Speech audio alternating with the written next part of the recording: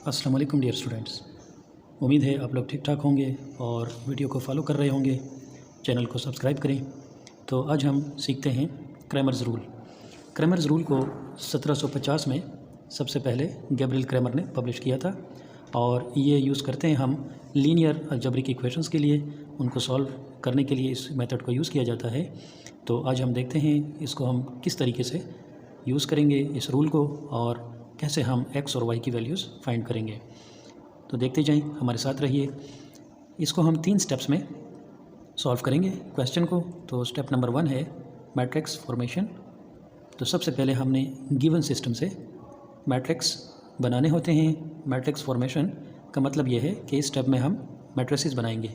तो सबसे पहले हमने यहाँ पर मैट्रिक्स ए बनाना है और ये हमारे पास होता है कोएफिशिएंट मैट्रिक्स, यानी यहाँ पर 1, -2, 2 और -1, इनको हम लेकर एक मैट्रिक्स बना लेंगे जिसको हम कहते हैं कोएफिशिएंट मैट्रिक्स। और इसके बाद हम एक दूसरा मैट्रिक्स बनाते हैं जिसको हम कहते हैं AX।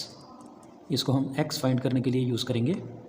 तो इसमें तरीका यह है कि x आपके पास पहले आता है और y बाद में आता है, यानी अगर हम लिखना चाहें तो x एंड y इस तरीके से लिखेंगे। तो x हमने पहले लिखा और y बाद में लिखा। तो यहाँ पर जो पहला कॉलम है, पहला कॉलम वो हम राइट हैंड साइड यहाँ पर लिखेंगे 5 एंड 6, यानी यहाँ पर क्या आएगा, राइट हैंड साइड। और दूसरा कॉलम जो है वो यहाँ से आपने ले लेना है। ये जो ऊपर मैट्रिक्स A लिखा हुआ है, यहाँ से आपने दूसरा कॉलम ले लेना है। इसी तरीके से हम तीसरा मैट्रिक्स बनाएंगे AY, उसको नाम दिया जाएगा, जो कि y फाइंड करने के लिए हम यूज़ करेंगे। तो y हमारे पास दूसरे नंबर पर आता है। तो यहाँ पर हमने जो दूसरा कॉलम है यहाँ पर लिखना होगा राइट हैंड साइड, यानी राइट हैंड साइड पर 5 और 6 ये दो नंबर्स मौजूद हैं। तो ये हमारा सेकंड कॉलम बन जाएगा। और यहाँ पर पहला कॉलम ये हम मैट्रिक्स A से लेकर आएंगे 1 एंड 2। तो ये है इसमें स्टेप नंबर 1 मैट्रिक्स बनाने का तरीका। इसमें हमने सीखा मैट्रिक्स A क्या होगा। यहाँ पर जो आपको कोएफिशिएंट्स गिवन है सिस्टम में वो हम लिखेंगे मैट्रिक्स A में, ठीक है। और AX मैट्रिक्स बनाया जाएगा जिसमें पहला कॉलम आपके राइट हैंड साइड पर जो हिस्से मौजूद होंगे ये आपने ले लेना है। और सेकंड कॉलम में मैट्रिक्स A से सेकंड कॉलम आ जाएगा। इसी तरीके से हम AY मैट्रिक्स बनाते हैं। तो Y हमारे पास चूँकि दूसरे नंबर पर आता है X एंड Y, तो यहाँ पर दूसरा कॉलम जो है ये हम राइट हैंड साइड से बनाएंगे, यानी 5 और 6। और जो पहला कॉलम है वो आपके पास मैट्रिक्स A से आ जाएगा। ठीक है बच्चों, ये आपका मैट्रिक्स बनाने का तरीका हो गया। अब हम स्टेप नंबर 2 की तरफ बढ़ते हैं जिसमें हम फाइंड करेंगे डिटर्मिनेंट्स। तो स्टेप नंबर 2 जो है उसमें हम डिटर्मिनेंट्स फाइंड करते हैं। जो ऊपर आपने मैट्रिक्स बनाए हैं तो इन तमाम मैट्रिक्स का आपने डिटर्मिनेंट यहाँ पर फाइंड करना होगा, यानी A डिटर्मिनेंट, AX डिटर्मिनेंट और AY डिटर्मिनेंट। तो डिटर्मिनेंट का तरीका बच्चों आपने सीखा था।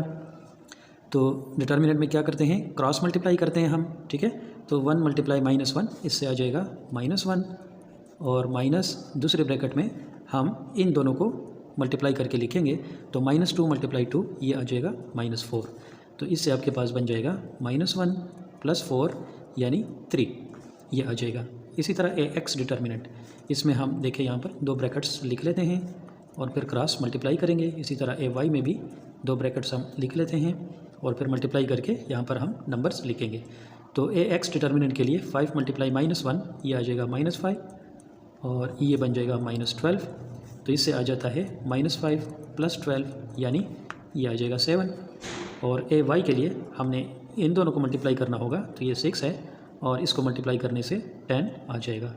तो ये आपके पास बनता है 6 - 10 यानी -4। तो ये आपके पास सेकंड स्टेप भी कंप्लीट हो चुका है। पहले स्टेप में हमने डिटर्मिनेंट फाइंड किए, मैट्रिसेस, और सेकंड स्टेप में हमने डिटर्मिनेंट फाइंड किया। अब है तीसरे स्टेप की बारी, जो कि फाइनल स्टेप है हमारा। तो यहाँ पर देखें, हम x की वैल्यू निकालेंगे और y की वैल्यू नहायत ही आसान तरीके से। यानी x हमारे पास होगा AX determinant divide by A determinant. जैसे ऊपर मैंने आपको बताया था कि यहाँ पर हम AX लगा लेते हैं, तो इसको हम यूज़ करेंगे x फाइंड करने के लिए, इस डिटर्मिनेंट को, ठीक है। और AY का मतलब यह है कि इस डिटर्मिनेंट को हम यूज़ करेंगे y फाइंड करने के लिए। तो देखें, y का फार्मूला ये हो जाएगा AY determinant divide by A determinant. तो ये हमारे पास y का फार्मूला बनता है और ये x का फार्मूला। तो हमने वैल्यूज़ ऊपर फाइंड की हुई हैं जस्ट यहाँ पर हमने वैल्यूज़ पुट करनी है। तो ए एक्स डिटर्मिनेंट ये 7 है और ए डिटर्मिनेंट 3 है, तो यहाँ पर आ जाएगा 7/3। ये आपके पास एक्स की वैल्यू आ चुकी है। और नेक्स्ट हमारे पास आएगी वाई की वैल्यू। तो ए वाई डिटर्मिनेंट -4 है, तो ये हम लिखेंगे -4 और डिवाइड बाई ए डिटर्मिनेंट 3, तो ये आ जाएगा। ये हमारे पास वाई की वैल्यू आ चुकी है। देखा बच्चों कितना आसान हमने इस मेथड को यूज़ करके कितनी आसानी के साथ हमने ये सॉल्यूशन फाइंड किया है। तो इस मेथड के क्वेश्चंस अक्सर एग्ज़ाम में आते हैं, तो आप इसको लाइक करें, शेयर करें और सीखते जाएं। अल्लाह हाफिज़।